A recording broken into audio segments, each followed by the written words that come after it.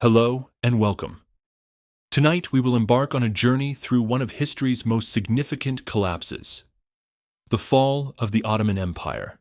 For 6 centuries, this empire spanned 3 continents, governing millions of people from the outskirts of Vienna to the deserts of Yemen. It was an empire that described itself as eternal, believing it was divinely chosen to rule until the end of days. However, empires, like all creations of human ambition, contain the very elements of their own undoing. Tonight, we will investigate how the Ottoman Empire, once a terror to Europe, the crown jewel of Islam, and the link between East and West, gradually and inevitably crumbled to dust.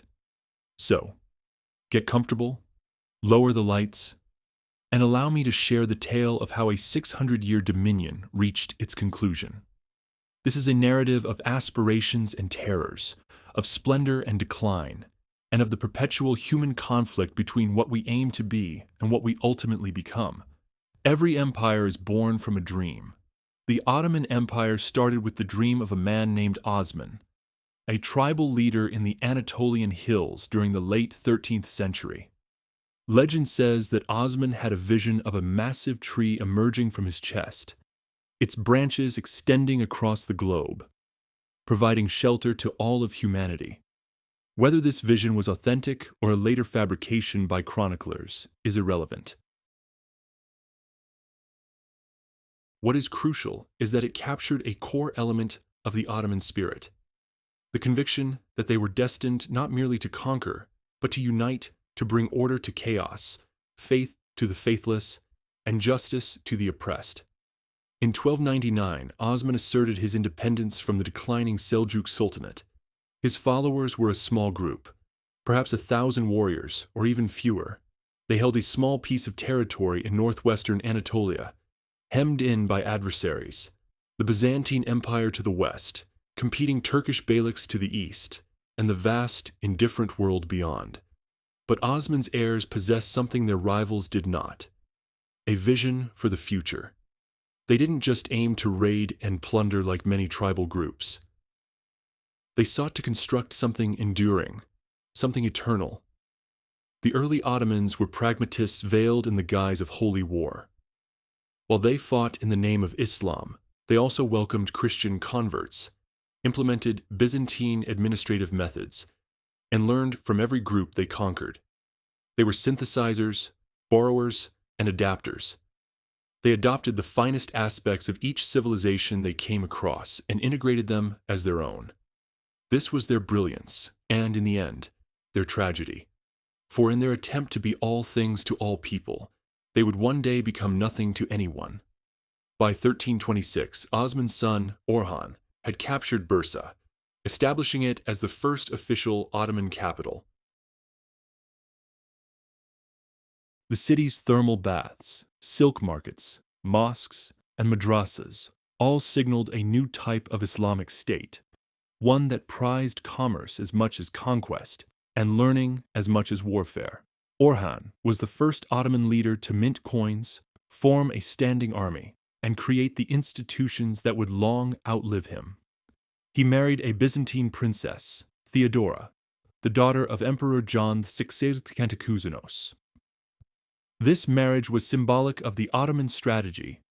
They would not simply annihilate their foes, but absorb and transform them, making them part of a larger whole. By 1354, they had entered Europe, securing a foothold on the Gallipoli Peninsula.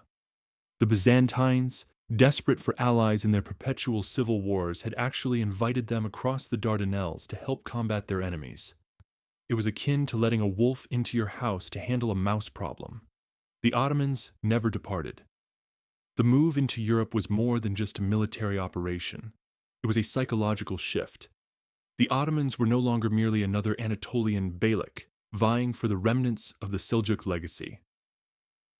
They were now a European power with European goals and European adversaries. The territory they entered was fertile but chaotic. The Byzantine Empire was a fraction of its former greatness, controlling little beyond Constantinople and a few scattered lands. The Balkans were a mosaic of Serbian despotates, Bulgarian tsardoms, and local warlords, all warring with the desperate intensity of men aware their world was ending. Into this disarray came the Ottomans, offering what none of the local powers could: stability. They arrived not as destroyers, but as organizers. They proposed lower taxes than the Byzantine Empire, religious tolerance, and, most importantly, safety from the ceaseless wars that had ravaged the area for generations. The Ottoman advance through the Balkans was not a conquest in the conventional sense. It was more of a slow assimilation, a steady process by which local elites discovered it was more advantageous to serve the Sultan than to oppose him. Some, of course, resisted and were defeated, but many others simply changed allegiance, retaining their lands and titles in return for loyalty to the new regime. This was the Ottoman method: to make resistance appear futile and collaboration seem beneficial. It was a strategy that served them effectively for centuries, until the day it ultimately failed them. What ensued was a century of almost miraculous expansion. The Ottomans spread through the Balkans like a slow-moving fire, consuming all in their path. Yet this was not mindless ruin. It was methodical, deliberate, and almost surgical in its execution.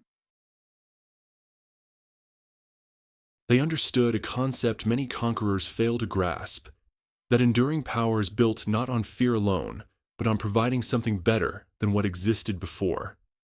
To the Christian peasants of the Balkans, suffering under feudal oppression, the Ottomans brought lower taxes, religious freedom, and social mobility.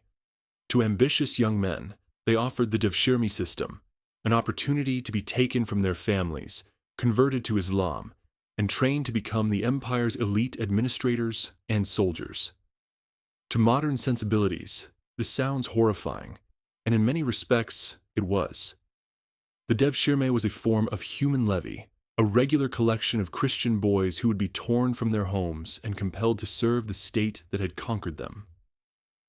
Picture the scene: Ottoman officials arriving in a village, inspecting the boys like cattle, choosing the strongest and most intelligent to be taken away permanently. Parents wept, children cried, and officials recorded names in their ledgers with the cold precision of bureaucrats. It was a system that violated every natural bond between parent and child, every human instinct for protection. And yet, for a bright peasant boy in 14th century Serbia or Bulgaria, the devshirme might have been the sole route to power, wealth, and influence. The Ottoman system was harsh, but it was also meritocratic in a way Christian Europe was not. A shepherd's son from the Albanian mountains could rise to become Grand Vizier, the second most powerful figure in the empire. A Greek fisherman's son could lead armies and govern provinces. The Janissaries, the elite slave soldiers created through the system, became the core of Ottoman military might. They were celibate, disciplined, and fanatically loyal to the Sultan. They lived in barracks, trained relentlessly, and knew no allegiance except to the empire that had shaped them. In many ways, they were the ideal soldiers, but they were also something more. They were the living embodiment of the Ottoman paradox: slaves who commanded free men, Christians who fought for Islam, and foreigners who became more Ottoman than the Turks. They embodied everything brilliant and terrible about the Ottoman system.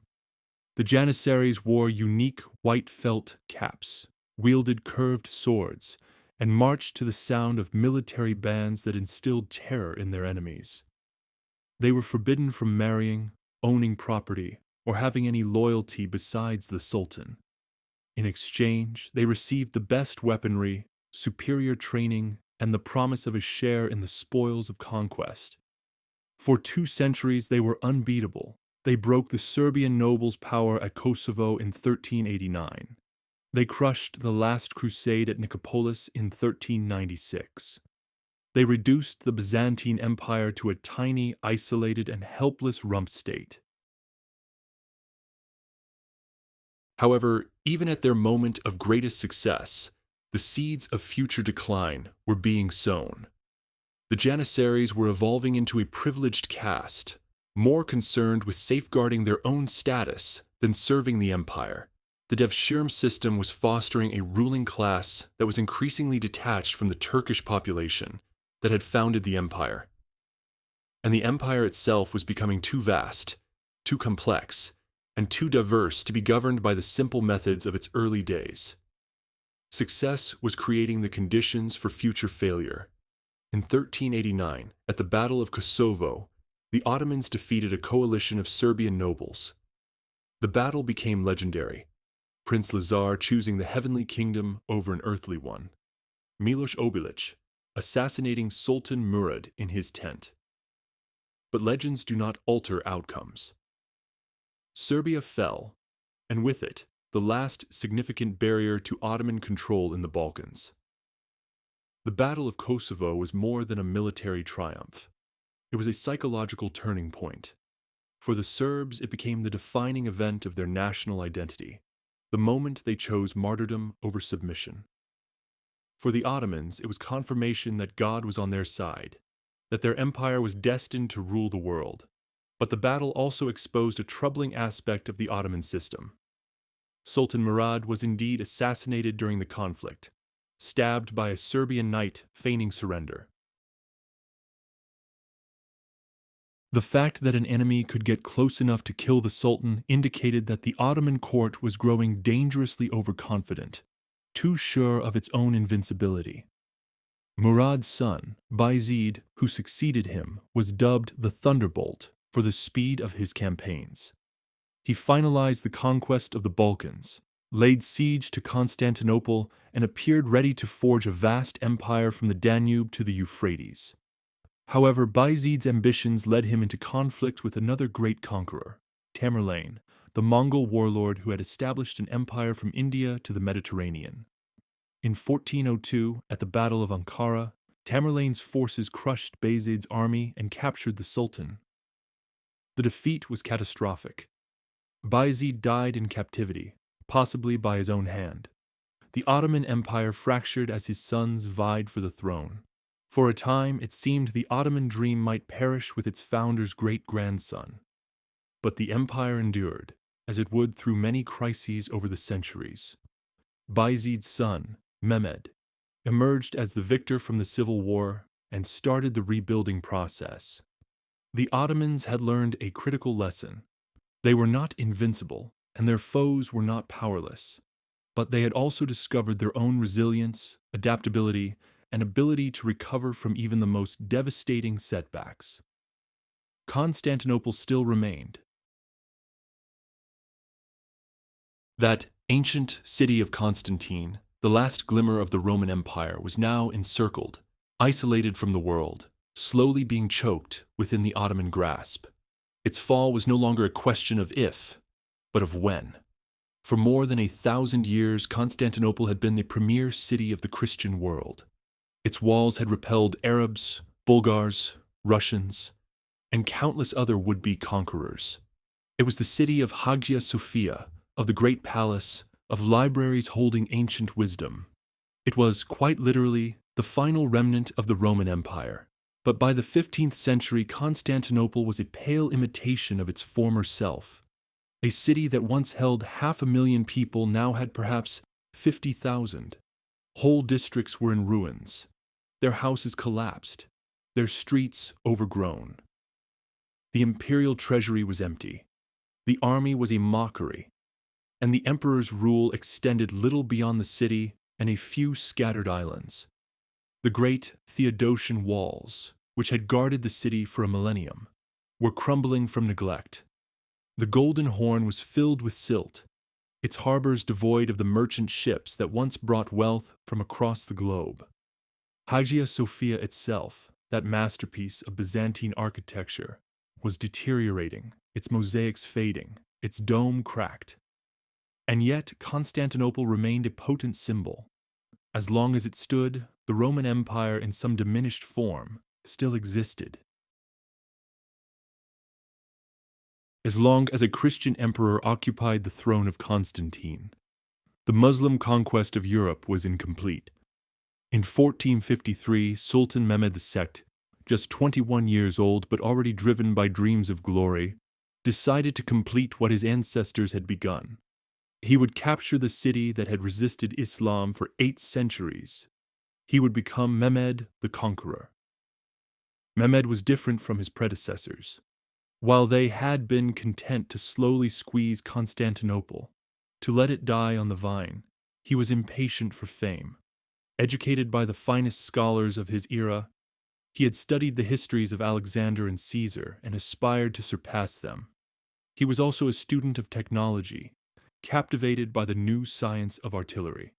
He commissioned the largest cannons ever made, colossal bronze behemoths capable of launching stone balls weighing over half a ton.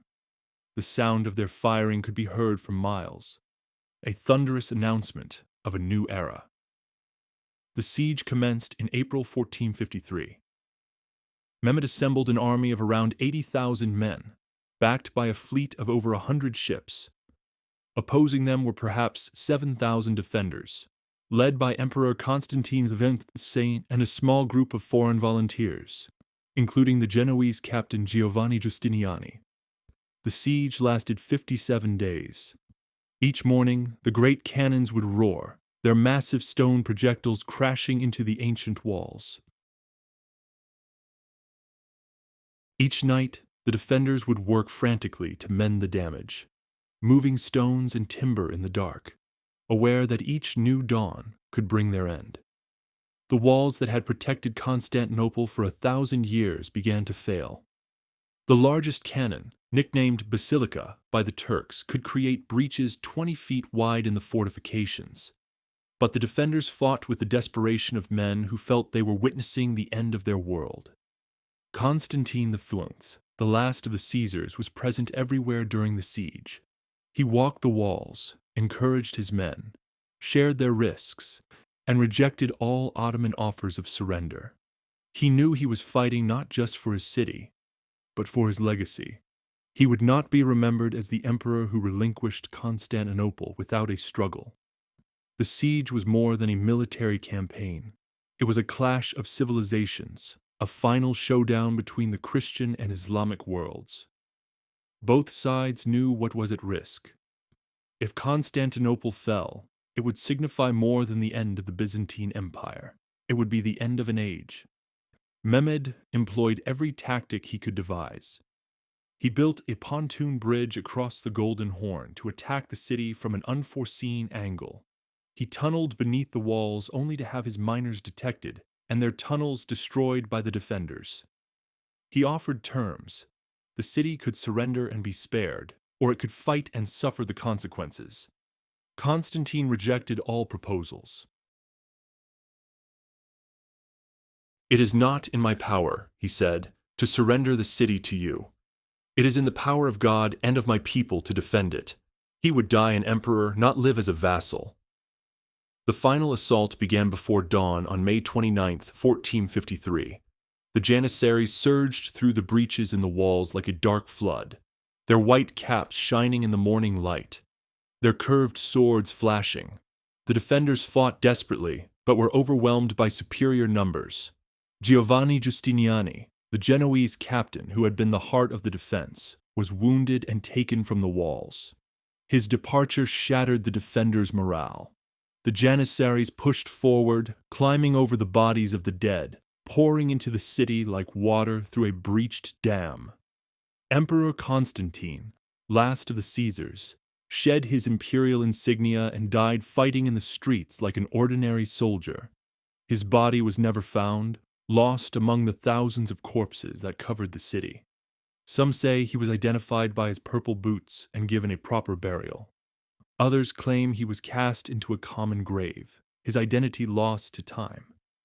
When Mehmed entered Hagia Sophia that afternoon, he found it deserted except for a few terrified priests. The great church, the heart of Eastern Christianity for 900 years, fell silent. The mosaics of Christ and the Virgin Mary looked down upon a new master, a young sultan who had just accomplished what no Muslim ruler before him had. Within hours, the church would be transformed into a mosque. Christian symbols would be covered with plaster. the altar replaced with a mihrab pointing towards Mecca, and the call to prayer would echo where the divine liturgy was once sung. The Roman Empire, which had persisted for over 2,000 years in one form or another, was finally gone. In its place stood something new. The Ottoman Empire, master of 3 continents, heir to both Rome and Byzantium. But even in his moment of victory, Mehmed must have sensed the gravity of what he had destroyed. Constantinople was more than a city. It had been a repository of human knowledge, a link between the ancient and medieval worlds, a symbol of continuity reaching back to the time of Christ. Now it was gone, and something irreplaceable had been lost forever. The Ottomans had acquired an empire, but the world had lost a piece of its soul. What followed was the Ottoman Golden Age, a century and a half of seemingly limitless expansion. Under Selim I, they conquered the Mamluk Sultanate, adding Egypt and the Levant to their territories. Under Suleiman the Magnificent, they pushed deep into Europe, besieging Vienna itself in 1529. At its peak, the Ottoman Empire stretched from the gates of Vienna to the Indian Ocean, from the Crimean Peninsula to the cataracts of the Nile. It controlled the holy cities of Mecca and Medina, making the Sultan the protector of Islam's most sacred sites. It dominated the trade routes between Europe and Asia, enriching itself on taxes from silk and spices. But even at its height of triumph, the empire was changing in ways that would prove fatal. The conquest of Arab lands brought enormous wealth, but also new challenges. How does one govern an empire spanning 3 continents, with dozens of different peoples, languages, and traditions? The Ottoman solution was the millet system, a form of religious self-governance that allowed Christians and Jews to manage their own personal law matters. It was tolerant for its time, but it also meant the empire never fully integrated its diverse populations. They remained distinct communities, linked to the state by taxes and military service, but never truly Ottoman in spirit. The millet system was both the empire's greatest strength and its greatest weakness. It enabled the Ottomans to rule a remarkably diverse population, without the constant uprisings that troubled other empires. Christians could worship in their churches, Jews in their synagogues, with each community abiding by its own laws and customs. However, it also meant the empire was essentially a collection of separate societies, held together only by the figure of the Sultan and the state's power. There was no Ottoman nation, no common identity that went beyond religious lines. When that central authority started to weaken, there would be nothing to hold the empire together. More dangerous still was what was occurring at the center of power. The early Ottoman sultans had been warriors, men who led their armies from the front and knew the empire firsthand. Osman was a tribal leader, Orhan a city builder, and Mehmed the Conqueror a young man driven by glory. But as the empire grew larger and more intricate, the sultans withdrew into the palace, surrounded by eunuchs, concubines, and courtiers. The Topkapı Palace in Istanbul became a world of its own, a labyrinth of courtyards and chambers where the Sultan lived in magnificent isolation from his people. The harem, once a private household, evolved into a political institution. The Sultan's mother, the Valide Sultan, often held more real power than the Grand Vizier. The Sultan's wives and concubines schemed and plotted, each vying to ensure her son would inherit the throne. Princes were no longer sent to govern provinces to learn statecraft and military command. Instead, they were confined to the palace in luxurious apartments that were essentially gilded cages. They were educated by eunuchs and tutors, but lacked any real experience of the world they were destined to rule. This marked the beginning of what historians term the Sultanate of Women, a period when the empire was effectively governed by the mothers, wives, and sisters of weak sultans. This was not inherently worse than rule by men. Some of these women were remarkably competent. Kösem Sultan, who dominated Ottoman politics for much of the 17th century, was a sharp politician and an effective administrator. but it signified a fundamental shift from the warrior ethos that had built the empire. The sultans were becoming figureheads, detached from their subjects and reliant on others for information about their own domains. The Janissaries were also changing. Once celibate and disciplined, they now married, had children, and passed their positions to their sons. They became a hereditary caste, more interested in protecting their privileges than in fighting for the empire. They began to meddle in politics, deposing sultans who threatened their interests.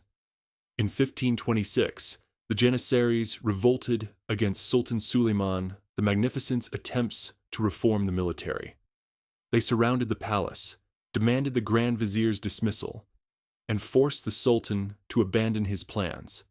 It was a sign of future troubles, with the empire's own elite troops becoming a barrier to necessary change. The empire was becoming sclerotic, rigid, and resistant to transformation, and change was imminent, whether they were prepared or not. In European universities, scholars were making discoveries that would revolutionize human understanding of the natural world. In the shipyards of Portugal and Spain, navigators were discovering new routes to Asia that would bypass Ottoman lands entirely. The Ottomans, secure in their power and confident in their superiority, paid little heed to these developments. They had defeated every foe, conquered every rival, and amassed unimaginable wealth. Why should they alter a system that had brought them such success? But the world was changing around them, and empires that failed to adapt are destined for decline. The Ottoman Golden Age was ending, though few at the time knew it. The empire had reached its zenith, and from there only one direction remained. The first indication that the Ottoman tide was turning came in 1683 at the Second Siege of Vienna. For 2 months, a massive Ottoman army, possibly 200,000 strong, encircled the city. It seemed like a repeat of 1453, as if the unstoppable Ottoman war machine would finally break into the heart of Europe. The Grand Vizier, Kara Mustafa Pasha, had persuaded Sultan Mehmed IV that Vienna was an easy target. The Holy Roman Empire was preoccupied with wars against France. The Austrians were weak, and the city's defenses were obsolete. He promised it would be an easy victory, opening the path to Rome itself. But this time was different. The Austrians held out, supported by Polish cavalry under King John III Sobieski. The siege continued through the summer, with the Ottomans slowly digging their trenches toward the city walls, while the defenders grew more desperate each day. Inside Vienna, the situation was becoming critical. Food supplies were dwindling, disease was spreading, and the city's walls were starting to crumble under constant bombardment. The Austrian commander, Count Ernst Rüdiger von Starhemberg, sent increasingly urgent messages to the Holy Roman Emperor, pleading for relief. But help was on its way. A coalition army of Austrians, Poles, and Germans was gathering under the command of King John Sobieski of Poland. On September 12, 1683, they launched the largest cavalry charge in history. 18,000 horsemen thundering down from the hills around Vienna like an avalanche of steel and horseflesh. The Ottoman lines, weakened by months of siege warfare and overconfident, shattered like glass. The Janissaries, who had seemed invincible for 2 centuries, broke and fled. The Grand Vizier escaped the battlefield, leaving behind his tent, his treasure, and his reputation. The siege collapsed within hours. The Ottoman army retreated in panic, abandoning their cannons, supplies, and dreams of European conquest. King Sobieski entered Vienna in triumph and reportedly sent a message to the Pope, paraphrasing Caesar. Veni, vidi, Deus vicit. I came, I saw, God conquered. It was more than a military defeat. It was a psychological turning point. For 2 centuries, the Ottomans had appeared unbeatable, the scourge of Christendom, the sword of Islam. Now, suddenly, they seemed mortal. The defeat at Vienna destroyed the myth of Ottoman invincibility. Across Europe, church bells rang in celebration. The Pope declared a day of thanksgiving. The Ottoman Empire, which had struck fear into the hearts of Christians for generations, had been shown to be fallible. What followed was a series of defeats. The Holy League, Austria, Poland, Venice, and Russia carved away Ottoman territories in the Balkans. Prince Eugene of Savoy, the brilliant Austrian general, achieved victory after victory against Ottoman forces that seemed to have lost their fighting spirit. The Ottomans, once masters of siege warfare, now found themselves on the defensive. Their fortresses fell one by one: Belgrade, Buda, Novi Sad. The empire that had once expanded relentlessly was now contracting, losing territory for the first time in its history. The Treaty of Karlowitz in 1699 compelled the Ottomans to cede Hungary, Transylvania, and most of their Balkan territories. For the first time, the Ottomans had to relinquish significant land in a peace treaty. The empire that had never known defeat was learning the bitter taste of humiliation.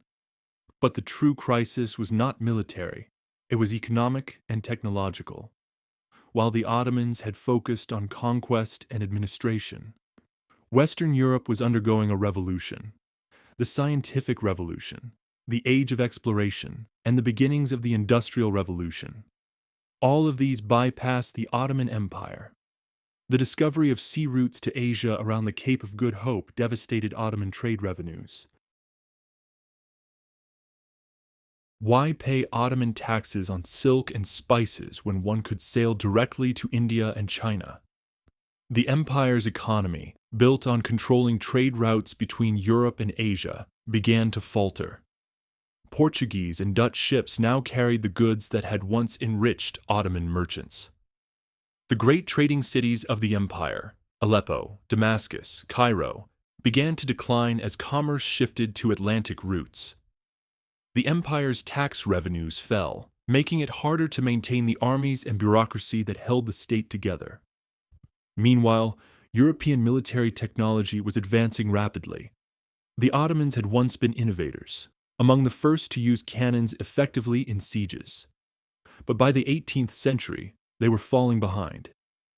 Their armies still relied on tactics and weapons that were cutting edge 2 centuries earlier. European armies were becoming more professional, better trained, and better equipped, with standardized weapons, uniform drills, and officers trained in military academies. The Ottoman army, by contrast, remained largely feudal, depending on irregular troops and outdated equipment. The empire's financial system was also becoming obsolete. While European states were developing sophisticated banking systems and national debts, the Ottomans still used tax farming, selling the right to collect taxes to the highest bidder. It was a system that encouraged corruption and short-term thinking. Tax farmers had no incentive to develop the regions they controlled or invest in long-term improvements. They simply extracted as much money as possible from the peasants during their term and then moved on. The result was economic stagnation and growing resentment among the empire's subjects. Most dangerously, the empire was losing its ideological coherence. The early Ottomans were driven by a sense of mission: to spread Islam, bring justice to the world, and fulfill God's plan. But by the 18th century, that sense of purpose was fading. The empire was becoming just another state, concerned with survival rather than transformation. The sultans were no longer warrior kings leading holy wars, but palace-bound autocrats, more interested in their own comfort than their subjects' welfare. The Ottoman Empire was entering what historians call its long decline, a period of military defeats, economic stagnation, and political decay that would last for more than 2 centuries. The empire would survive, but it would never again be the dominant power it once was. By the 19th century, the Ottoman Empire had earned a new nickname in European diplomatic circles: the sick man of Europe. It was a harsh but not inaccurate description. The empire was clearly in decline, losing territory to Russia in the north, dealing with rebellions in the Balkans, and falling further behind Europe economically and technologically. The phrase was supposedly coined by Tsar Nicholas I of Russia, who told the British ambassador in 1853, "We have on our hands a sick man, a very sick man." The Tsar was proposing that Britain and Russia divide the Ottoman Empire between them, like doctors deciding how to dispose of a terminal patient's estate. But the Ottomans were not passive victims of their decline. Throughout the 19th century, a series of reform-minded sultans and administrators attempted to modernize the empire and adapt it to the realities of the modern world. These efforts, known collectively as the Tanzimat, or reorganization, represented one of the most ambitious reform attempts in history. The need for reform was clear to anyone with eyes to see. The empire had suffered a series of humiliating defeats against Russia, losing Crimea in 1783 and much of the northern Black Sea coast in subsequent wars. The Janissaries had become a reactionary force, opposing all military modernization and frequently deposing sultans who threatened their privileges. The empire's finances were in chaos. The traditional tax farming system had broken down, leaving the central government chronically short of revenue. The military was obsolete, the bureaucracy was corrupt, and the empire's Christian subjects were increasingly restless. Sultan Mahmud II, who ruled from 1808 to 1839, was perhaps the most radical reformer. He understood that the empire could not survive without fundamental changes and was willing to use extreme measures to achieve them. In 1826, he took the ultimate step. He destroyed the Janissaries. The elite corps that had once been the backbone of Ottoman power had become a reactionary force, opposing all attempts at military modernization. They had deposed sultans, interfered in politics, and turned their barracks into centers of sedition. Mahmud lured them into their barracks in Istanbul and had them massacred by artillery fire. It was brutal, but it cleared the way for the creation of a modern army. The event became known as the Auspicious Incident, a euphemism that barely concealed the horror of what had happened. Thousands of Janissaries died in the bombardment, their barracks reduced to rubble, their centuries-old traditions destroyed in a single morning. It was the end of an era, the final break with the military system that had built the empire, but Mahmud's reforms went far beyond military matters. He established new schools, built roads and telegraph lines, and began creating a modern bureaucracy. He allowed his subjects to dress in European fashion, breaking down the rigid dress codes that had separated Muslims from Christians and officials from commoners. The Tanzimat reforms that followed were even more sweeping. They established equality before the law for all Ottoman subjects, regardless of religion. They created a modern educational system, built railways and telegraph lines, and attempted to foster a sense of Ottoman citizenship that transcended religious and ethnic divisions. The Hada Sharif of Gulhan, issued in 1839, promised that all Ottoman subjects would enjoy security of life, honor, and property. It abolished tax farming, established regular salaries for government officials, and promised fair and public trials for all accused of crimes. The Hada Humayun of 1856 went even further, promising complete equality between Muslims and non-Muslims. Christians and Jews could now serve in the army, hold government positions, and testify in court on equal terms with Muslims. It was a revolutionary change in a society that had been based on religious hierarchy for centuries. But the reforms faced enormous obstacles. Conservative religious authorities opposed changes that seemed to undermine Islamic law. The ulama, the class of Islamic scholars and judges, saw the reforms as an attack on their authority and the divine order of society. Ethnic minorities, particularly in the Balkans, were more interested in independence than in Ottoman citizenship. The Greeks had already won their independence in the 1820s, and other Christian peoples were beginning to dream of following their example. And the European powers, despite their rhetoric about reform, often preferred a weak Ottoman Empire that they could manipulate. They were happy to see the Ottomans modernize their military and administration, but they had no interest in seeing the empire become strong enough to challenge their own interests in the region. The Greek War of Independence, which began in 1821, was a harbinger of things to come. The Greeks, inspired by European nationalism and supported by Britain, France, and Russia, fought for 8 years to break free from Ottoman rule. The war was brutal, marked by massacres on both sides. The Ottomans hanged the Greek Patriarch of Constantinople in retaliation for the rebellion, while Greek rebels slaughtered Turkish civilians in the Peloponnese. It was a preview of the ethnic conflicts that would tear the empire apart in the coming century. The war ended with Greek independence in 1830, but not before it had demonstrated the empire's weakness. The Ottomans had been unable to suppress the rebellion on their own, and had been forced to call on their Egyptian vassal, Muhammad Ali, for help. Even then, they were only defeated by the intervention of the European powers. More revolts followed. Serbia gained autonomy in 1817 and full independence in 1878. Romania, Bulgaria, Montenegro, one by one, the Ottoman Empire's European provinces broke away. Each loss weakened the empire further, both economically and psychologically. The Crimean War of 1854 to 1856 offered a brief respite. Britain and France, worried about Russian expansion, allied with the Ottomans against their traditional enemy. The war was a disaster for all involved. Hundreds of thousands died from disease and incompetence. But it did halt Russian expansion for a generation. Yet even this victory came at a cost.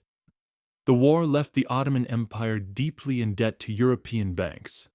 By 1875, the empire was spending more than half its budget on debt service. In 1876, it declared bankruptcy, and European creditors took control of Ottoman finances through the Ottoman Public Debt Administration. The empire was becoming a semi-colony, formally independent but economically controlled by foreign powers. It was a humiliating position for a state that had once been the terror of Europe. The reforms of the Tanzimat period were impressive in their scope and ambition, but they came too late and faced too much opposition to save the empire. The Ottoman state was like a patient undergoing surgery while still fighting a war. The operation might be necessary, but the timing was disastrous. As the 19th century drew to a close, a new generation of Ottoman intellectuals and officers began to organize in secret. They called themselves the Committee of Union and Progress, but history knows them as the Young Turks. They were educated, westernized, and deeply frustrated with the empire's decline. These young men had grown up watching their empire lose war after war, territory after territory, prestige after prestige. They had seen European powers carve up Ottoman lands like a Christmas turkey, while the Sultan and his ministers seemed powerless to stop them. The Young Turks believed that the empire could be saved, but only through radical transformation. They wanted to create a modern, centralized state based on Ottoman nationalism, rather than Islamic identity. They wanted to industrialize the economy, modernize the military, and create a sense of shared citizenship among all the empire's peoples. Their intellectual leader was a man named Ahmed Riza, who had studied in Paris and absorbed the ideas of French positivism. He believed that the empire's problems could be solved through the application of scientific principles to government and society. Progress, he argued, was not just possible, but inevitable, if only the empire could free itself from the dead weight of tradition and superstition. But the Young Turks were not just intellectuals, they were also conspirators. They organized in secret cells, communicated through coded messages, and planned for the day when they could seize power and implement their vision of reform. Their opportunity came in 1908 when a group of Young Turk officers in Macedonia launched a revolt against Sultan Abdul Hamid II. The Sultan, faced with the choice between civil war and capitulation, chose to restore the constitution he had suspended 30 years earlier. For a brief moment, it seemed like the empire might be reborn. Christians and Muslims celebrated together in the streets of Istanbul. The parliament reconvened after decades of suspension. There was talk of a new Ottoman identity that would unite all the empire's peoples, Turks, Arabs, Armenians, Greeks, Jews, under a single banner. The Young Turk Revolution was greeted with euphoria throughout the empire. In Salonika, the birthplace of the movement, crowds gathered in the streets, chanting liberty, equality, fraternity. In Istanbul, political prisoners were released from jail to cheering crowds. Even in the remote provinces, there was a sense that a new era was beginning. But the euphoria was short-lived. The Young Turk Revolution unleashed forces that proved impossible to control. Bulgaria declared full independence, taking advantage of the chaos to break free from even nominal Ottoman suzerainty. Austria-Hungary annexed Bosnia and Herzegovina, territories it had been occupying since 1878. Crete announced its union with Greece, despite Ottoman protests. The empire's enemies, sensing weakness, moved quickly to grab what they could. In a matter of months, the Ottomans lost more territory than they had in the previous century. The revolution that was supposed to save the empire seemed to be accelerating its collapse.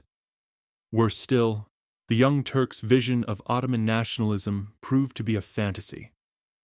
The empire's Christian minorities had no interest in becoming Ottoman patriots.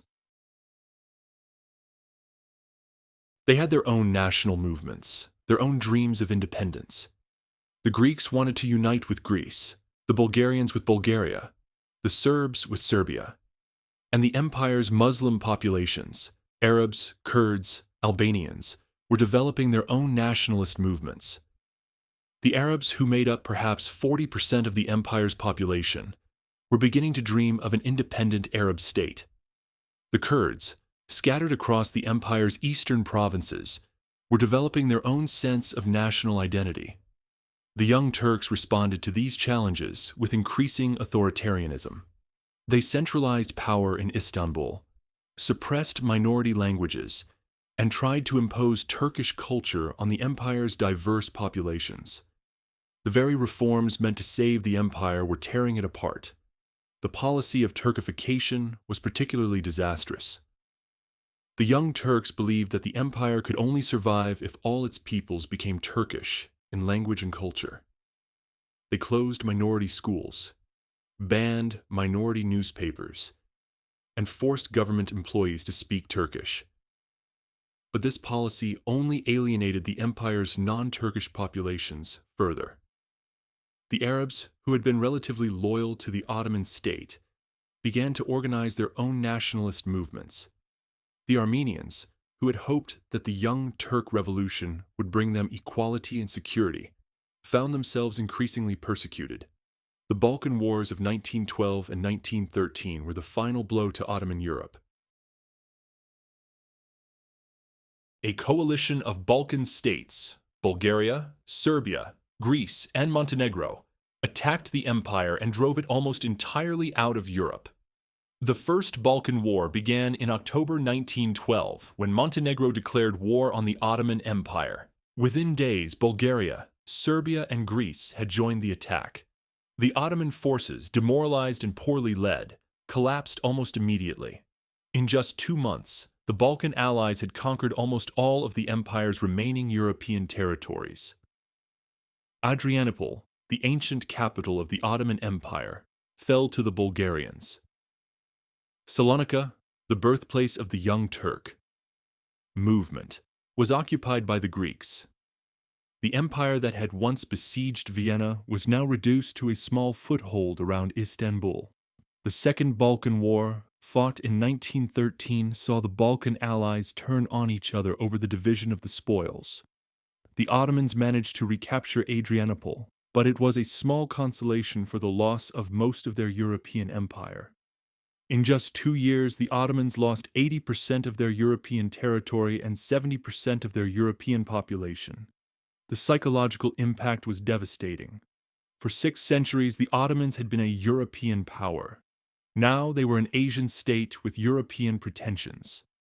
The empire that had once stretched from the gates of Vienna to the Indian Ocean was now reduced to Anatolia, the Arab provinces, and a tiny foothold in Europe. The Young Turks, who had promised to save the empire, had presided over its greatest territorial losses since the empire's founding. The Young Turks, desperate to restore the empire's fortunes, began to look for allies. And in 1914 they found one in Germany, another empire that felt encircled and threatened by its enemies. When the First World War began in July 1914, the Ottoman Empire faced a terrible choice. They could remain neutral and hope to survive the conflict intact, or they could choose a side and risk everything on the outcome. The empire was in no condition to fight a world war. The Balkan Wars had left it exhausted and demoralized. The army was poorly equipped and trained. The treasury was empty, and the government was divided between competing factions. But the Young Turk leadership, dominated by the triumvirate of Enver Pasha, Talat Pasha, and Jamal Pasha, chose to gamble. In November 1914, they entered the war on the side of Germany and Austria-Hungary, hoping that a Central Powers victory would restore the empire's lost territories and prestige. It was a decision born of desperation and delusion. Enver Pasha, the de facto leader of the empire, was convinced that Germany would win quickly and that the Ottomans would share in the spoils. He dreamed of a new Ottoman Empire stretching from the Balkans to Central Asia, uniting all the Turkic peoples under Ottoman rule. Enver was a man intoxicated by his own ambitions. He had played a key role in the Young Turk Revolution, had helped depose Sultan Abdul Hamid, and now saw himself as the savior of the empire. He was young, charismatic, and utterly convinced of his own destiny. But Enver's dreams were built on sand. The Ottoman Empire was not the great power it had once been. Its army was a shadow of the force that had once terrorized Europe. Its economy was dependent on foreign loans. Its population was war-weary and increasingly disloyal. The reality was very different from Enver's fantasies. The war was a catastrophe for the Ottoman Empire from the very beginning.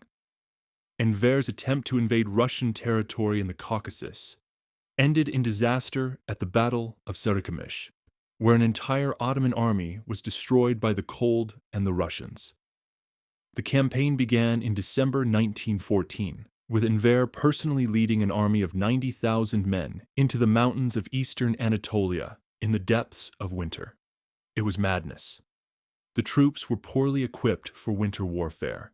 The supply lines were inadequate, and the Russians were well prepared for the attack. Of the 90,000 men who began the campaign, fewer than 10,000 returned. The rest died of cold, hunger, disease, or Russian bullets.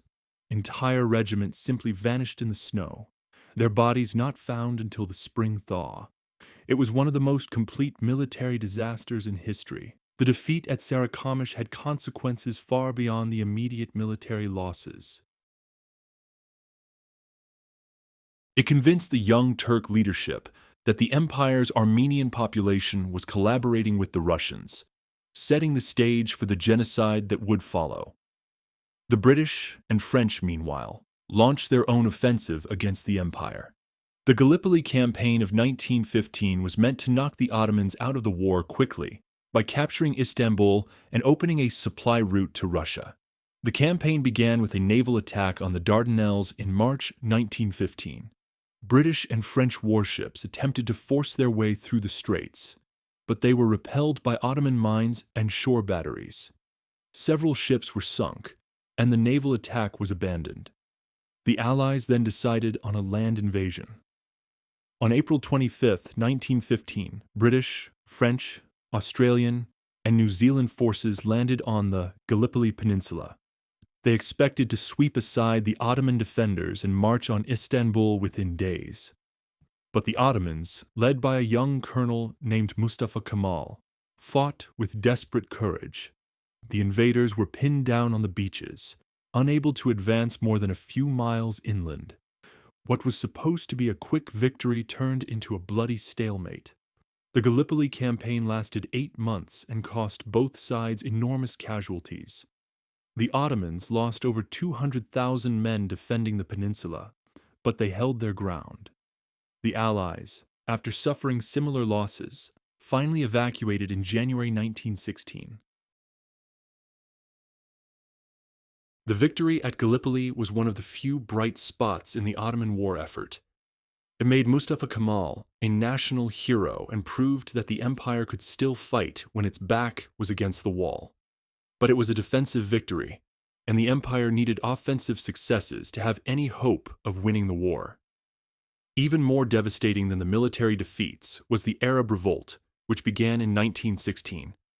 The Sharif of Mecca, Hussein ibn Ali, proclaimed Arab independence and launched a guerrilla war against Ottoman rule. The revolt was encouraged and supported by the British, who saw it as a way to weaken the Ottoman Empire from within. British agents, including the famous T.E. Lawrence of Arabia, provided the Arab rebels with weapons, money, and military advice. The Arab Revolt was a devastating blow to Ottoman morale. The Arabs had been among the most loyal subjects of the empire, and their rebellion seemed to prove that the Ottoman ideal of unity and diversity was dead. If the Arabs, who shared the same religion as the Turks, could rebel, what hope was there of keeping the empire together? The revolt also had serious strategic consequences. It tied down thousands of Ottoman troops who were desperately needed on other fronts. It severed the empire's connection to its Arabian provinces, cutting off important sources of revenue and manpower. But the greatest tragedy of the war was the Armenian genocide. Convinced that the empire's Armenian population was collaborating with the Russians, the Young Turk government ordered the deportation of Armenians from eastern Anatolia in April 1915. What followed was systematic mass murder. Over 1 million Armenians died in what was one of the first genocides of the 20th century. Men were shot, women and children were marched into the desert to die of thirst and starvation, and entire communities were wiped out. The genocide was not just a moral catastrophe, it was also a strategic disaster. The Armenians had been among the empire's most educated and economically productive citizens. They had been merchants, craftsmen, professionals, the backbone of the empire's middle class. Their destruction weakened the empire at the very moment when it needed all its strength. The genocide also damaged the empire's reputation internationally. Reports of the massacres reached the outside world, turning public opinion against the Ottomans and making it harder for Germany to justify its alliance with them. By 1918, the Ottoman Empire was collapsing on all fronts. In Palestine, British forces under General Edmund Allenby had captured Jerusalem and were advancing toward Damascus. In Mesopotamia, British and Indian troops had occupied Baghdad and were pushing north toward Mosul. In the Caucasus, the Russians had been replaced by the British, who were supporting Armenian and Georgian independence movements. The empire's economy had collapsed. Inflation was rampant, food was scarce, and the government was printing money to pay its bills. The population was starving, disease was spreading, and desertion from the army was becoming epidemic. In October 1918, the empire signed an armistice with the Allies, effectively ending its participation in the war. The terms were harsh.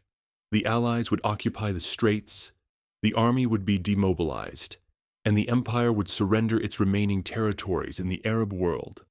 The 600-year-old empire had gambled everything on one final throw of the dice, and it had lost everything. The end of the First World War brought not peace, but partition. The victorious Allies, Britain, France, Italy, and Greece, descended on the Ottoman Empire like vultures on a carcass, each determined to claim their share of the spoils. The armistice signed at Mudros in October 1918 was just the beginning. The real dismemberment of the empire would come with the peace treaty, and the Allies were in no mood to be generous to a defeated enemy that had cost them so much blood and treasure. The Treaty of Sèvres, signed in August 1920, was meant to be the Ottoman Empire's death warrant. It reduced the empire to a small rump state in central Anatolia, surrounded by hostile neighbors and dependent on Allied goodwill for its very survival. Under the terms of the treaty, the straits would be internationalized and placed under Allied control. Armenia would become an independent state in eastern Anatolia. Kurdistan would receive autonomy, with the possibility of full independence if the League of Nations approved. The Arab provinces would be divided between Britain and France as League of Nations mandates. Most humiliatingly of all, Greece was awarded large portions of western Anatolia, including the great city of Izmir. Greek armies had landed in May 1919 and begun to advance inland, dreaming of recreating the Byzantine Empire and fulfilling the great idea of uniting all Greeks under one flag. The Greek occupation was particularly galling to the Turks. The Greeks were not just foreign invaders. They were former subjects of the empire, Christians who had lived under Ottoman rule for centuries. Their occupation of Turkish soil seemed to symbolize the complete reversal of fortune that had befallen the empire. The treaty also imposed severe restrictions on the Turkish military. The army was limited to 50,000 men, the navy to a few small vessels, and the air force was banned entirely. Turkey would be defenseless, dependent on the Allies for protection against its enemies. Financially, the treaty was equally devastating. Turkey would be required to pay massive reparations to the Allies, and its finances would be controlled by an international commission. The Ottoman Public Debt Administration, which had already taken control of much of the empire's revenue, would be expanded and given even greater powers. It seemed like the end of the story. The Ottoman Empire, which had once ruled 3 continents, was being carved up by its enemies like a defeated animal. The Sultan, Mehmed VI, was a powerless figurehead, dependent on Allied protection for his very survival. But the Allies had made a crucial miscalculation. They had assumed that the Turkish people, exhausted by years of war and defeat, would accept partition passively. They had forgotten that the Turks, whatever their other faults, had never been a people to submit quietly to foreign domination. In the ruins of the empire, a new leader was emerging, Mustafa Kemal, the hero of Gallipoli. Unlike the discredited Young Turk leadership, Kemal had a clear vision of the future. He would create a new Turkish state from the ashes of the Ottoman Empire, a state that would be modern, secular, and nationalist.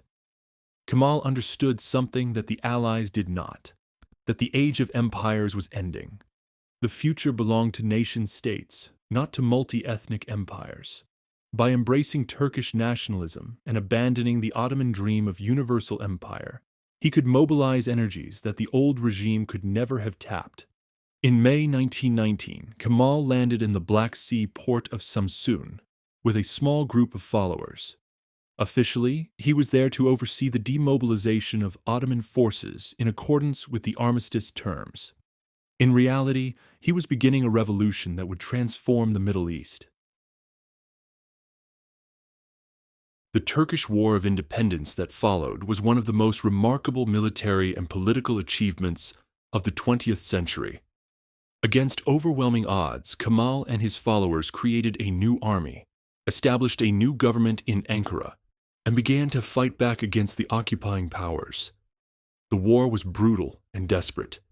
The Greeks advanced deep into Anatolia, coming within 50 miles of Ankara. The French occupied southern Turkey, the Italians held the southwest, and the British controlled the Straits and Istanbul. It seemed impossible that the Turkish resistance could succeed. But Kemal had several advantages that his enemies underestimated.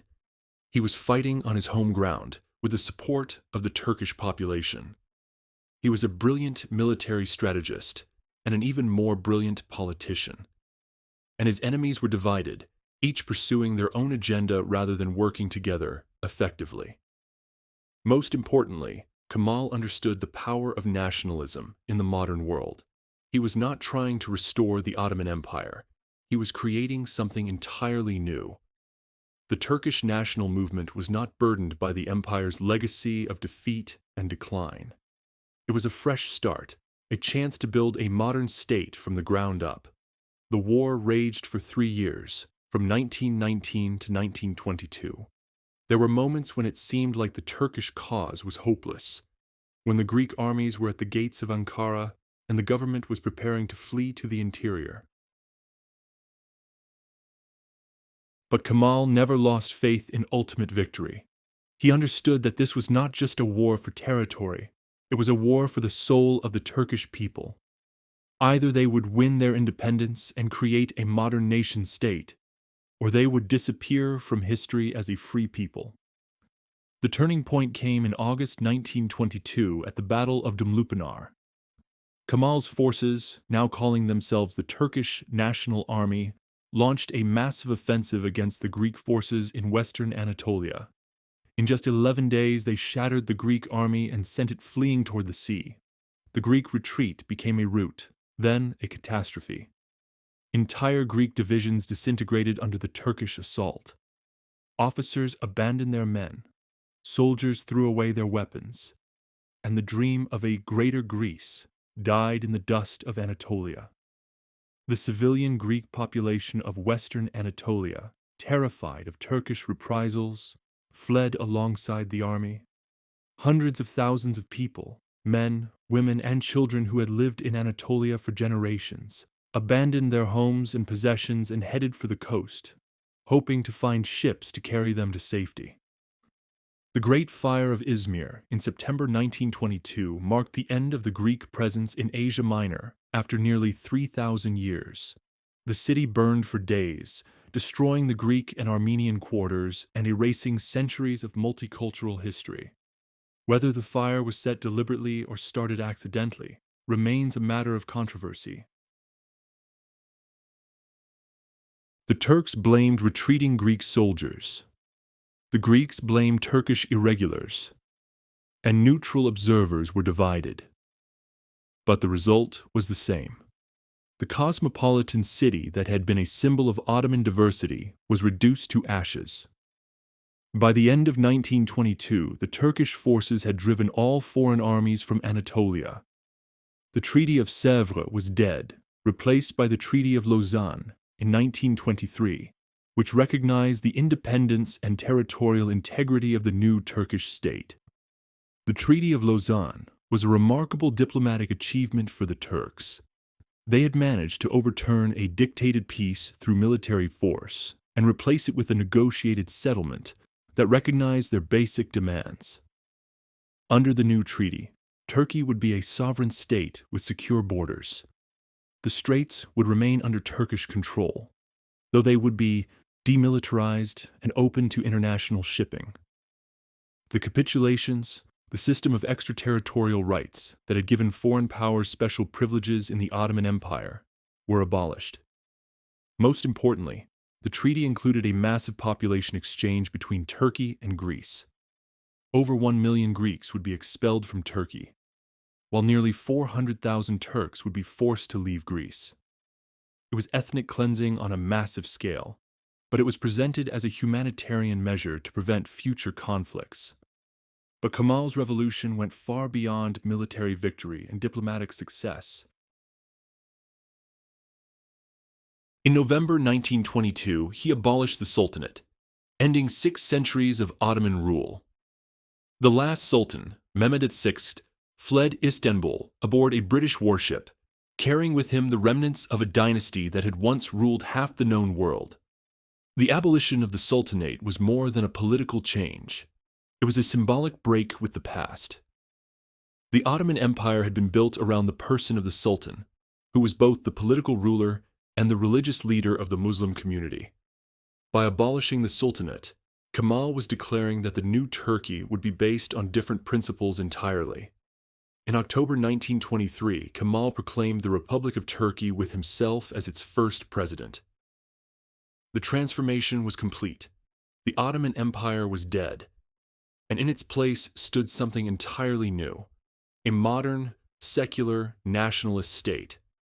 Kemal, who would later take the surname Ataturk, father of the Turks, set about remaking Turkish society from top to bottom. He abolished the caliphate in 1924, cutting the last link to the empire's Islamic identity. He replaced Islamic law with European legal codes, gave women the vote, and encouraged them to participate in public life. He replaced the Arabic script with the Latin alphabet, cutting the new generation off from their Ottoman past. He moved the capital from Istanbul to Ankara, from the cosmopolitan imperial city to a small town in the Anatolian heartland. He banned the fez and encouraged Western dress, even personally demonstrating how to wear a hat. Most symbolically of all, he changed the call to prayer from Arabic to Turkish, making Islam itself serve the cause of Turkish nationalism. It was a radical transformation that would have been unthinkable under the Ottoman system. The transformation was remarkable, but it came at a cost. The new Turkey was ethnically homogeneous in a way that the Ottoman Empire had never been. The Greek population was gone, expelled in the population exchange. The Armenians were gone, victims of genocide and deportation. The Kurds were denied recognition as a separate people and forced to assimilate into Turkish culture. The Ottoman dream of unity and diversity was replaced by the modern nightmare of ethnic nationalism. It was a pattern that would be repeated across the former Ottoman territories, from the Balkans to the Middle East. But for the Turks themselves, the transformation was liberating. They had escaped the burden of empire, the responsibility for governing diverse populations with conflicting interests. They could focus on building a modern nation-state, on creating prosperity and security for their own people. The Turkish Republic that emerged from the ashes of the Ottoman Empire was not perfect, but it was viable. It survived the challenges of the interwar period, remained neutral during most of World War II, and eventually became a member of NATO and a candidate for membership in the European Union. Mustafa Kemal Ataturk had achieved something that few leaders in history have managed. He had created a new nation from the ruins of an old empire. The Ottoman Empire was dead, but the Turkish Republic lived on, a testament to the power of nationalism and the possibility of renewal, even in the darkest of times. The collapse of the Ottoman Empire didn't end with the proclamation of the Turkish Republic. Its effects rippled outward like waves from a stone thrown into still water, shaping the modern Middle East and Balkans in ways that are still felt today.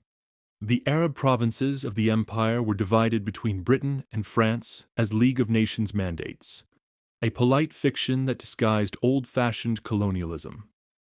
The British took Iraq, Palestine, and Transjordan, while the French took Syria and Lebanon. These artificial borders, drawn by European diplomats with little understanding of local conditions, would become sources of conflict for generations. The mandate system was supposed to be temporary, a way of preparing the Arab peoples for eventual independence. But in practice, it was a way for the European powers to control the Middle East's oil resources and strategic positions without the expense and responsibility of formal colonization. In Palestine, the British had made contradictory promises to both Arabs and Jews during the war. The Balfour Declaration of 1917 had promised a national home for the Jewish people in Palestine, while at the same time, the British had promised Arab independence in exchange for their support against the Ottomans. The result was a century of conflict that continues to this day. The British found themselves caught between competing nationalisms, unable to satisfy either side. Jewish immigration increased throughout the 1920s and 30s, leading to growing tensions with the Arab population. The British tried to limit immigration, which angered the Jews, and then allowed it to continue, which angered the Arabs. The partition of Palestine in 1947 and the creation of Israel in 1948 were the direct result of the Ottoman Empire's collapse and the British mandate that followed. The conflict between Israelis and Palestinians is, in many ways, a continuation of the struggle over the Ottoman inheritance. In Iraq, the British cobbled together three Ottoman provinces, Baghdad, Basra, and Mosul, into a single state that has struggled with internal divisions ever since. The Sunni Arabs who had dominated the Ottoman administration found themselves ruling over a Shia Arab majority and a Kurdish minority, both of whom had their own grievances and aspirations. The artificial nature of Iraq's borders became apparent almost immediately. The Kurds rebelled in the 1920s, the Shia rose up repeatedly, and the country has never achieved the stability and unity that its creators envisioned. The American invasion of 2003 and the chaos that followed can be traced back to the fundamental contradictions built into Iraq at its creation. Syria and Lebanon, under French mandate, faced similar problems. The French divided Syria into several smaller states based on religious and ethnic lines, trying to apply the old Ottoman millet system to modern nationalism. But the artificial divisions only created more problems, and Syria has struggled with sectarian conflict ever since. Lebanon, carved out of Syria to create a Christian majority state, has been torn apart by civil wars and foreign interventions. The delicate balance between Christians and Muslims that the French tried to create has repeatedly broken down, leading to decades of instability and violence. The Balkans too bore the scars of Ottoman collapse. The new state of Yugoslavia attempted to unite South Slavs who had been divided by centuries of Ottoman and Austrian rule. But the ethnic and religious divisions were too deep, the memories of past conflicts too fresh. Yugoslavia managed to hold together for most of the 20th century, first under royal rule and then under communist dictatorship. But when the Cold War ended and the communist system collapsed, the old divisions reasserted themselves with a vengeance. The Yugoslav wars of the 1990s were, in many ways, a continuation of the conflicts that had begun with the Ottoman retreat from the Balkans. Serbs, Croats, Bosnians, and Albanians fought with a ferocity that shocked the world, but the roots of their hatred lay deep in the Ottoman past. The concept of ethnic cleansing, which became notorious during the Yugoslav wars, was not new. It had been practiced during the Ottoman collapse, when Greeks and Turks were forcibly exchanged, when Armenians were deported and massacred, when entire populations were uprooted and relocated. Even Turkey, the most successful successor state, struggled with the legacy of empire. The Kurdish population, denied recognition under the new nationalist ideology, launched repeated rebellions. The memory of the Armenian genocide became a source of international tension, with Turkey refusing to acknowledge what had happened and the Armenian diaspora demanding recognition and reparations. The secular, westernizing project of Ataturk faced constant challenges from Islamic conservatives who saw it as an abandonment of Turkey's true identity. The tension between secularism and Islam, between westernization and tradition, between Turkish nationalism and Islamic universalism, has defined Turkish politics ever since. But perhaps the most profound legacy of the Ottoman collapse was psychological. For 6 centuries, the Ottoman Empire had provided a framework for understanding the world, a vision of universal Islamic rule that transcended ethnic and national divisions. Its collapse left a void that has never been filled. The rise of political Islam in the 20th and 21st centuries can be seen, in part, as an attempt to recreate that lost unity. From the Muslim Brotherhood to ISIS, Islamist movements have dreamed of restoring the caliphate, of reuniting the Muslim world under a single banner. But these movements have failed to understand a crucial truth. The Ottoman Empire succeeded not because it was purely Islamic, but because it was pragmatic, tolerant, and adaptive. It incorporated the best of many civilizations, Byzantine, Persian, Arab, European, and created something new. The modern Middle East, divided into competing nation-states, has never achieved the stability and prosperity that the Ottoman Empire provided at its best. The empire's collapse unleashed forces, nationalism, sectarianism, great power competition that continue to tear the region apart. The Arab Spring of 2011, which began with such hope and ended in such disappointment, can be seen as the latest chapter in the story of Ottoman collapse. The artificial states created from the empire's ruins have struggled to create legitimate governments, prosperous economies, and stable societies. Syria has been torn apart by civil war, Iraq has been devastated by sectarian conflict, Libya has collapsed into chaos, and Yemen has been destroyed by proxy wars. The dream of Arab unity that inspired the revolts against Ottoman rule has given way to the nightmare of Arab division. The Ottoman Empire was far from perfect. It was an autocracy that denied political rights to its subjects, a religious state that discriminated against minorities, an imperial system that exploited its provinces for the benefit of the center. But it also provided a framework for coexistence, a way for different peoples to live together under a single authority. The nation-states that replaced it have often been more oppressive, more violent, and more unstable than the empire they succeeded. The dream of national self-determination has too often become the reality of ethnic conflict and religious war. As we reach the end of our journey through the rise and fall of the Ottoman Empire, it's worth asking, what can we learn from this 600-year story? What does the collapse of one of history's greatest empires tell us about power, about change, about the human condition itself? First, it reminds us that nothing lasts forever. The Ottomans believed their empire was eternal, blessed by God, destined to endure until the end of time. They called it the eternal state, the well-protected domains, the empire that would last until the day of judgment. They were wrong. All human institutions, no matter how powerful or enduring they seem, carry within them the seeds of their own destruction. The very qualities that make an empire great, its size, its diversity, its complexity, eventually become sources of weakness. The Ottoman Empire fell not because of a single catastrophic event, but because of a slow accumulation of problems that it could not solve.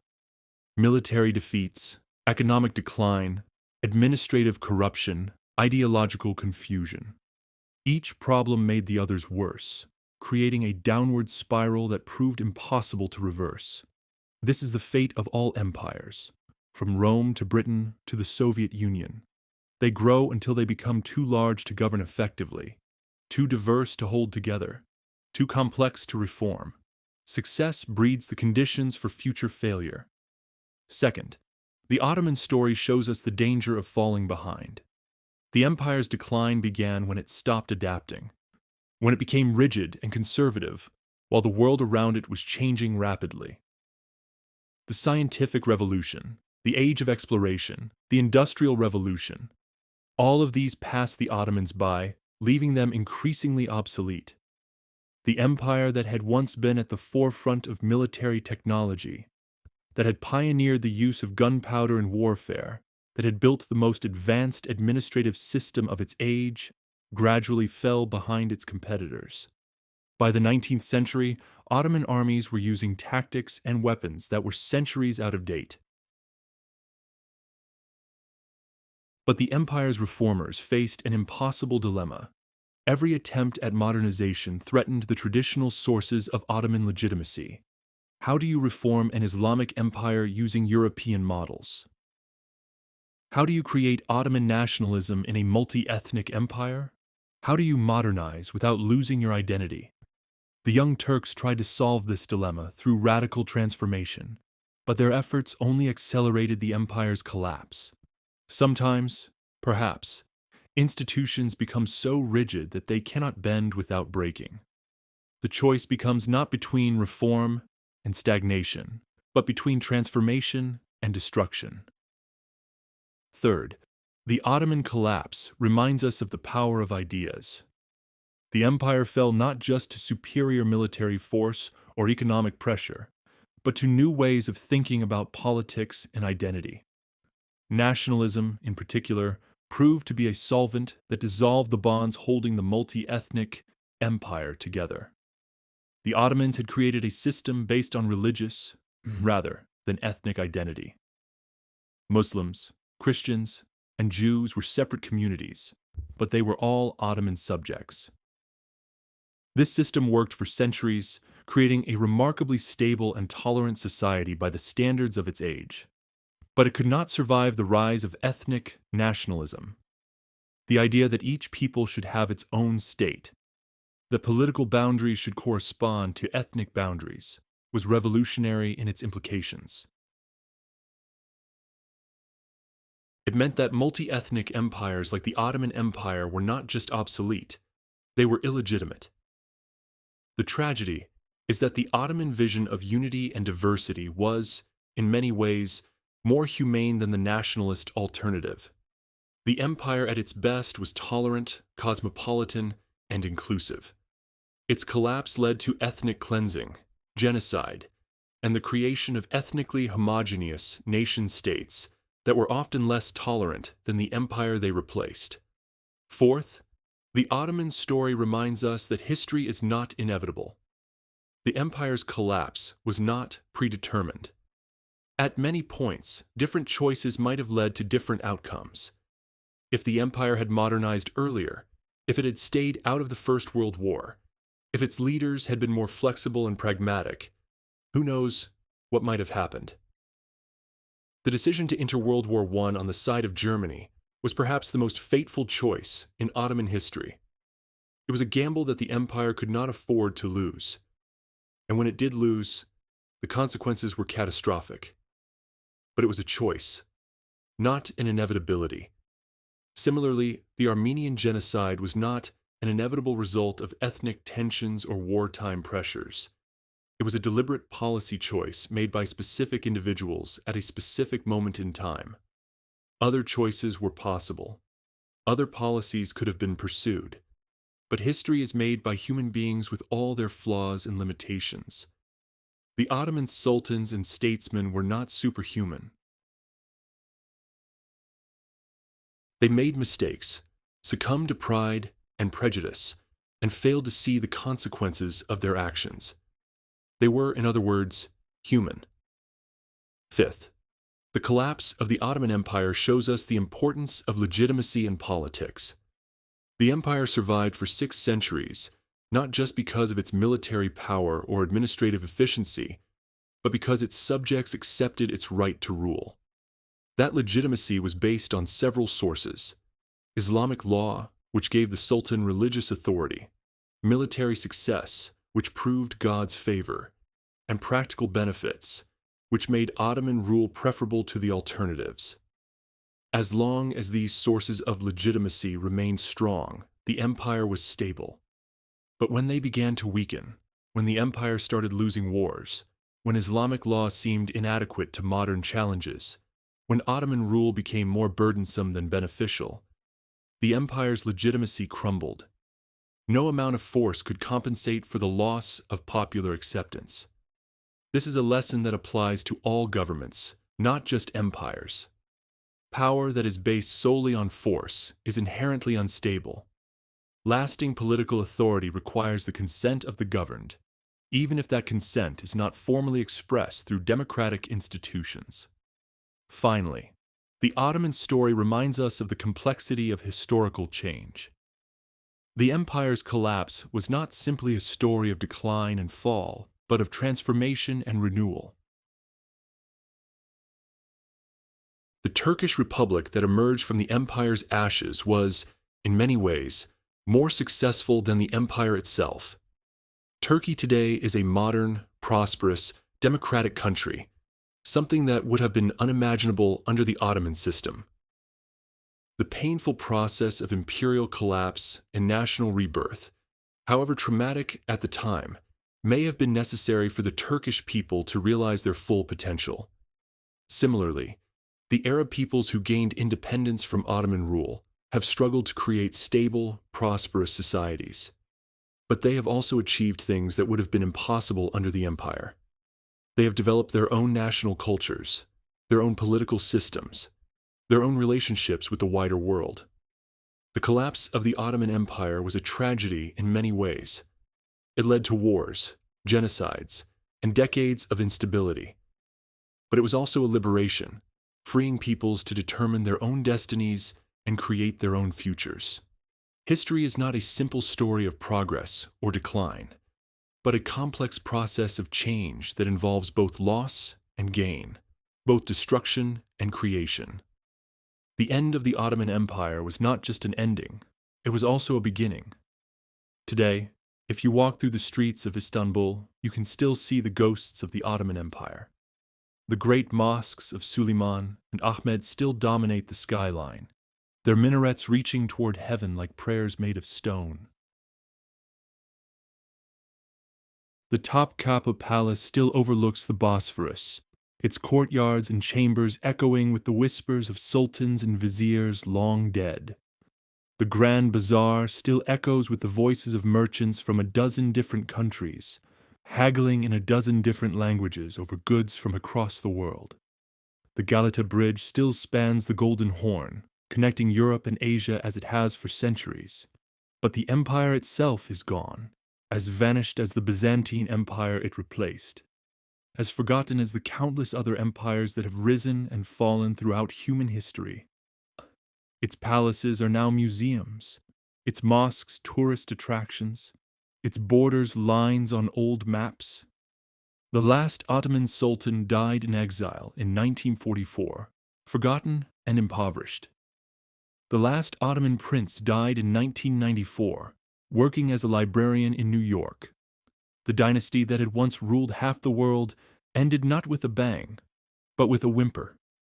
Yet something of the Ottoman spirit survives, in the cosmopolitan neighborhoods of Istanbul, where Europeans and Asians, Muslims and Christians still live side by side, in the Turkish language, which still carries words borrowed from Arabic, Persian, Greek, and a dozen other tongues, in the Turkish cuisine, which blends flavors from across the former empire, and perhaps most importantly, in the memory of what was possible.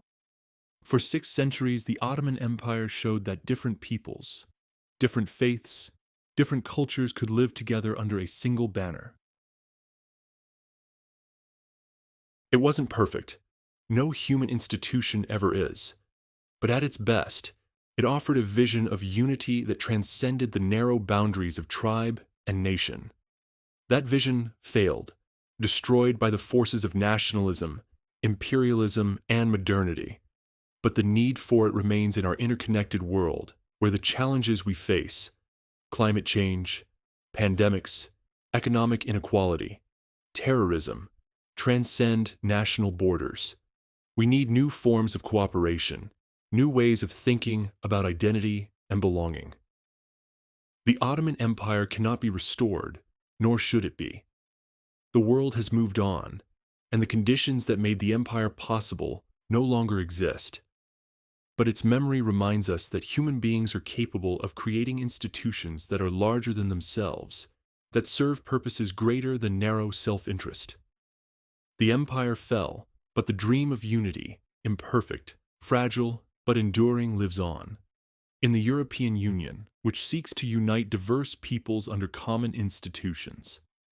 In the United Nations, which tries to provide a forum for global cooperation. In the countless international organizations that work to solve problems that no single nation can address alone. These modern institutions face many of the same challenges that destroyed the Ottoman Empire. How do you balance unity and diversity? How do you maintain legitimacy across different cultures and traditions? How do you adapt to changing circumstances without losing your essential character? The Ottoman experience offers no easy answers to these questions, but it does offer insights. It shows us that diversity can be a source of strength as well as weakness, that tolerance and pragmatism are more effective than ideology and rigidity, that institutions must evolve or die. It also reminds us that all human achievements are temporary, that even the greatest empires eventually fall, that nothing we build will last forever. But that doesn't make the building any less worthwhile. The Ottoman Empire lasted for 6 centuries, longer than most nations have existed. It left behind a legacy of art, architecture, literature, and law that enriches the world to this day. And so we come to the end of our story, the story of how a 600-year reign came to its end.